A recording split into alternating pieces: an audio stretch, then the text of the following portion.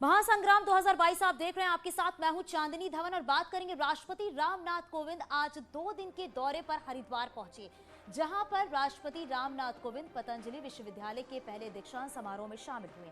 दीक्षांत समारोह में शामिल सीएम धामी और राज्यपाल गुरमीत सिंह भी शामिल हुए। इस मौके पर योग गुरु रामदेव ने कहा कि पतंजलि विश्वविद्यालय से शिक्षा की क्रांति की जाएगी। वहीं सीएम धामी ने योग गुरु की तारीफ करते हुए कहा कि स्वामी रामदेव ने पूरी दुनिया में योग को पहुंचाया। राष्ट्रपति रामनाथ कोविंद ने कहा कि योग को यूनेस्को ने विश्व धरोहर घोषित किया है। योग को विश्व के हर क्षेत्र और विचारधारा के लोगों ने अपनाया है। राष्ट्रपति रामनाथ कोविंद ऋषिकेश में परमार्थ निकेतन घाट पर आज शाम गंगा आरती में भी शामिल होंगे। राष्ट्रपति परमार्थ निकेतन में ही रात्रि विश्राम करेंगे। 29 नवंबर को राष्ट्रपति देव संस्कृति यूनिवर्सिटी में आयोजित कार्यक्रम में भी शामिल होंगे। पतंजलि गुरुकुलम, आचार्य कुलम पतंजलि विश्वविद्यालय, ये एक श्रृंखला है व्यक्ति निर्माण से राष्ट्र निर्माण की। और इस पूरे अनुष्ठान में अभी हम भारतीय शिक्षा बोर्ड और पतंजलि विश्वविद्यालय के माध्यम से योग की क्रांति, आयुर्वेद और स्वदेशी की क्रांति के बाद में पतंजलि योगपीठ का ये शिक्षा की क्रांति का एक नया इतिहास रचा जाएगा और उससे पूरा राष्ट्र गौरवान्वित होगा। ये वो स्थान है जिसने दुनिया भर में योग के प्रचार प्रसार को एक नया आयाम और एक नया अवतार दिया है। एक नया विस्तार भी इस भूमि ने देने का काम किया है। मैं इस भगीरथ कार्य के लिए जिन्होंने योग को पूरी दुनिया के अंदर ले जाने का काम किया है, आदरणीय स्वामी रामदेव जी और उनके साथ इस विचार क्रांति को आगे बढ़ाने में जुटे असंख्य योगाचार्यों और स्वयंसेवकों का आभार प्रकट करता हूं। जिस प्रकार महर्षि दधीची के तप का उपयोग कर वज्र का निर्माण हुआ, उसी प्रकार स्वामी रामदेव अपने संघर्ष और तप से प्राणायाम करते अध्यात्म और स्वदेशी चिंतन की पताका को आज पूरे विश्व के अंदर फहराने का काम कर रहे हैं। ऐसे प्रयासों के परिणाम स्वरूप सन 2016 में योग को यूनेस्को द्वारा विश्व की अमूर्त सांस्कृतिक धरोहर की सूची में शामिल किया गया।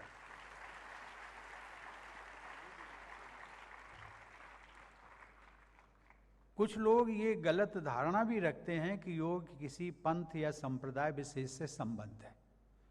ऐसा बिल्कुल नहीं है।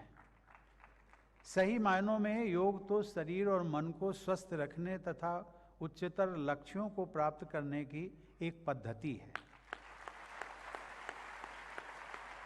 इसीलिए योग को विश्व के हर क्षेत्र और विचारधारा के लोगों ने अपनाया है।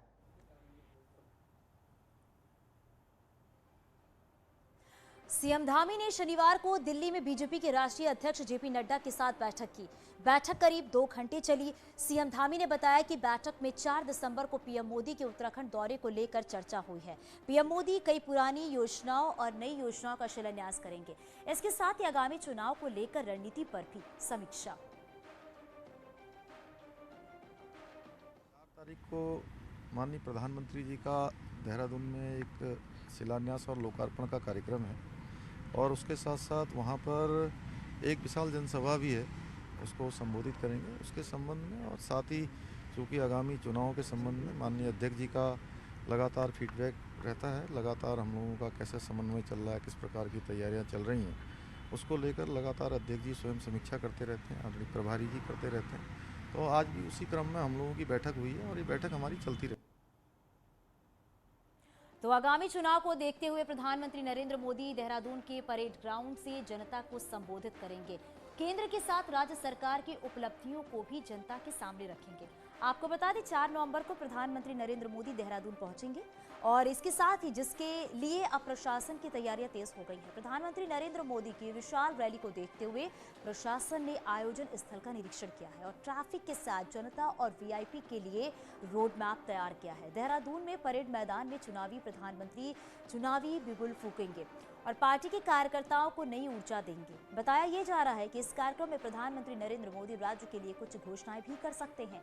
वहीं पीएम के कार्यक्रम को देखते हुए पुलिस ने तैयारियां तेज कर दी हैं। सुरक्षा को देखते हुए अतिरिक्त पुलिस बल भी अन्य जिलों से मंगवाया जा रहा है। प्रस्तावित है उनका कार्यक्रम और जैसे ही कार्यक्रम फाइनल होगा हम लोग अपनी ओर से पूरी तरह सजग हैं, सतर्क हैं और जो ब्लू बुक के अनुसार जो उनकी सुरक्षा व्यवस्था की जानी होती है वो सब व्यवस्थाएं सुनिश्चित की जाएंगी। प्रदेश में सैनिक वोटर निर्णायक भूमिका में रहते हैं। पर्वतीय क्षेत्रों में तो अधिकांश परिवारों के बेटे सेना में हैं और ऐसे में बीजेपी और कांग्रेस सैनिक वोटर्स को लुभाना चाहते हैं। दोनों पार्टियां अपने आप को सैनिकों की हितैषी बता रही हैं। ये रिपोर्ट देखिए।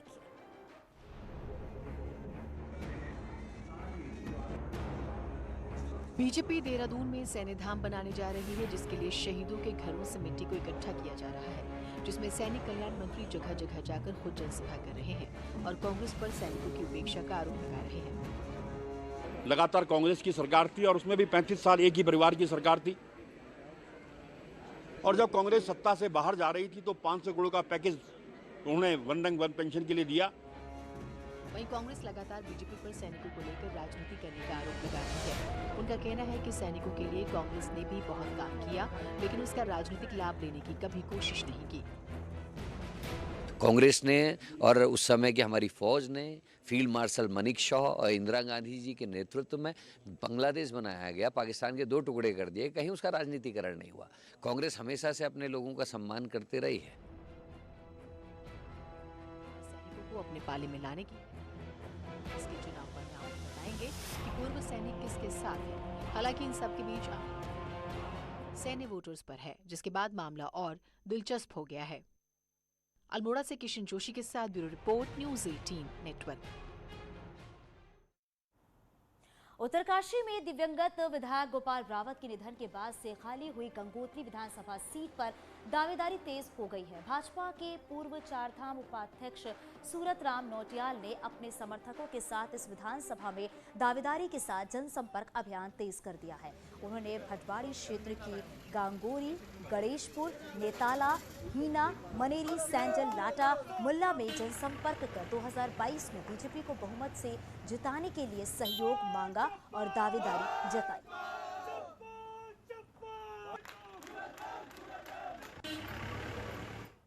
मेरा एक खाका है कि मुझे अगर समय मिला, मुझे पार्टी ने आशीर्वाद दिया तो मैं गंगोत्री विधानसभा की दशा और दिशा परिवर्तित करूंगा और मुझे भरोसा है कि यहाँ पर मेडिकल कॉलेज होना चाहिए।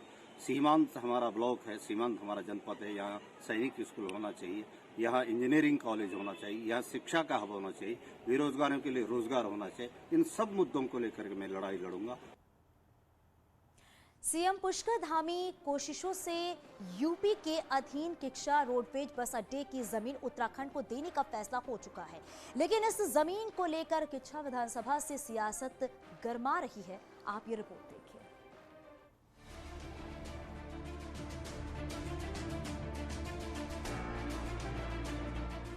किच्छा में संचालित हो रहे रोडवेज बस अड्डे को खुरपिया फॉर्म में स्थानांतरित किया जाना है और वहां हाईटेक बस अड्डे का मुख्यमंत्री पुष्कर सिंह धामी शिलान्यास कर चुके हैं।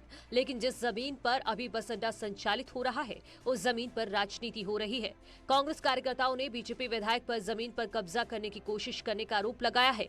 वहीं अब विधायक ने पलटवार करते हुए कहा कि वो कांग्रेस नेताओं को मानहानि का नोटिस भेजने की तैयारी कर रहे हैं। उत्तराखंड का नंबर 1 के धन में सबसे सर्वाधिक संपत्ति रखने वाला विधायक हूँ। मुझे इनहेरिट हुई है मेरे पिता से, इसलिए मैं जितनी इनकम टैक्स देता हूँ उसके हिसाब से कई करोड़ रुपए की बनेगी इनकम मानहानि। मैंने इसकी तैयारी पूरी कर ली है, मैंने वकील को सारे कागज दे दिए हैं। कांग्रेस नेताओं ने विधायक की मानहानि के नोटिस का स्वागत किया है। उनका कहना है कि विधायक विपक्ष पर दबाव बनाने की मंशा से नोटिस का डर दिखा रहे हैं। उनका कहना है कि 2018 से ही विधायक नोटिस देने का राग अलाप रहे हैं। विधायक जी स्वतंत्र हैं और वो मानहानि करते हैं तो उसका स्वागत है, और जिसने मानहानि की उसको सजा भी मिलनी चाहिए, और अगर कोई खाली मानहानि कर रहा है तो उसको उल्टा सजा भुगतनी ना पड़े, इसके लिए लोगों को तैयार भी रहना चाहिए। मुख्यमंत्री किच्छा के लोगों को हाईटेक बस अड्डे की सौगात दे चुके हैं। यूपी से बस अड्डे की जमीन का विवाद भी सुलझ चुका है, लेकिन अब बस अड्डे की जमीन को लेकर बीजेपी और कांग्रेस के बीच सियासी रार शुरू हो गई है।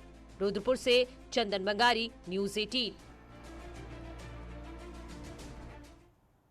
बीजेपी महिला मोर्चा की राष्ट्रीय महामंत्री दीप्ति रावत का कहना है कि कांग्रेस और उसके नेताओं का दोहरा चरित्र है। कांग्रेस युवाओं और महिलाओं को भ्रमित करने का काम कर रही है। दीप्ति रावत ने कहा है कि कांग्रेस की यूपी में कोई हैसियत नहीं है, इससे यूपी में 40% टिकट महिलाओं को देने का प्रलोभन दे दिया गया है। लेकिन उत्तराखंड में वही कांग्रेस अपनी बात से पलट गई है। यहाँ कांग्रेस नेता कह रहे हैं न महिला न युवा, केवल जिताऊ कैंडिडेट उसकी प्राथमिकता हो।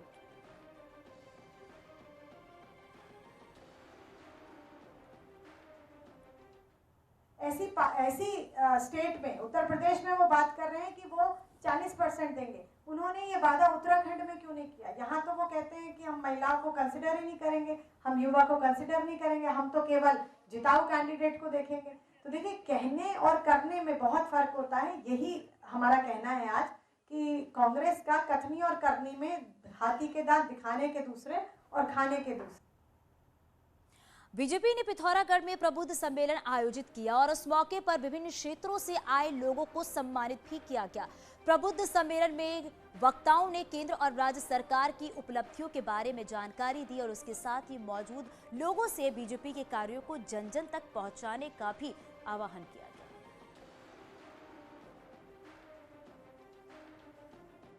गया। उत्तराखंड के अंदर और 2014 से लगातार जो मोदी जी के नेतृत्व में कार्य किए हैं हमने, उन सब कार्यक्रमों को लेकर, उन कार्यों को लेकर उन सब प्रबुद्धजनों के बीच में जाना और जिस प्रकार की आज देश के अंदर एक माहौल बनाया जा रहा है मोदी जी के खिलाफ, उन सब बातों को विस्तार से उन सब के बीच में रखना।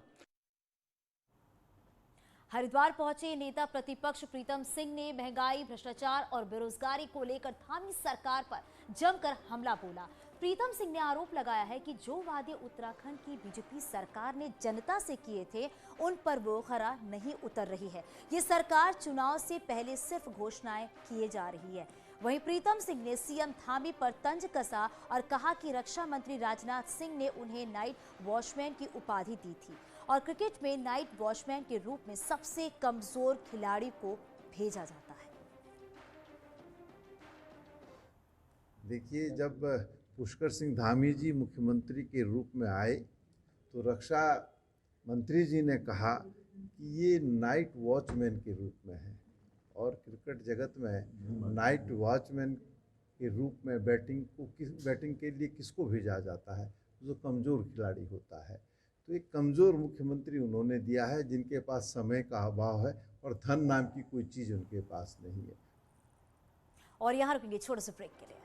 सबसे अहम और बड़ी खबर इस वक्त न्यूज़ 18 ब्रेक करने जा रहा है। यूपी का एग्जाम आज होना है और उससे पहले यहाँ पर सोशल मीडिया पर कथित पेपर वायरल हो रहा है। तस्दीक के लिए यूपीएससी को उत्तर प्रदेश पुलिस लग गई है। 20 लाख करीब अभ्यर्थी इस एग्जाम को देने के लिए सेंटरों पर पहुंचने शुरू हो गए हैं और उससे पहले सोशल मीडिया पर कथित पेपर वायरल हो रहा है। अभी यहाँ पर बहुत लोग हैं जिनको जानकारी नहीं है। तो पूरे गैंग को पकड़ा है जिन्होंने लीकेज किया है। संबंधित विभाग के द्वारा ये परीक्षा स्थगित की गई है। ऐसा मालूम पड़ता है कि मैसेज अभी पूरी तरीके से कन्वे नहीं हुआ है क्योंकि चेकिंग हो रही है। गोरखपुर में भी अभी इंफॉर्मेशन सेंटरों पे नहीं आया है। इस वक्त 161 सेंटरों पे परीक्षा चल रही है। सुबह से यहाँ लाइनों में खड़े, अभी इनको ये नहीं पता है कि पेपर निरस्त हो चुका है। एजेंसी है इस परीक्षा को कंडक्ट कराती है, उस एजेंसी ने भी कंफर्म किया, हाँ ये वही पेपर है जो आज 10 बजे आना था। अभी भी मैं इस वक्त सेंटर के अंदर ही मौजूद हूं और यहाँ पे अभी किसी को नहीं पता है कि पेपर निरस्त हो चुका है। फिलहाल कोई जानकारी इस तरह की नहीं है। यहाँ शुचितापूर्ण परीक्षाएं संचालित हैं, चल रही हैं। यूपी टीईटी की परीक्षा जो कि आज होनी थी, जो शुरू हो चुकी है कई सेंटरों पर, उसका पेपर आउट हो गया है। यूपी की आज की सबसे अहम और बड़ी खबर पर पहुंचकर आग पर काबू